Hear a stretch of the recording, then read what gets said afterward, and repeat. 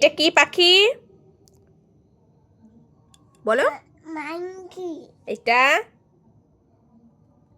elephant, এটা dolphin, এটা seal, হ্যাঁ, ইংলিশে কি বলে? ফক্স। fish, এটা dolphin, হ্যাঁ, এটা বলো। octopus, হ্যাঁ, অক্টোপাস। এইটা zebra, এটা koi পাখি, না, ঠিক করে বলো।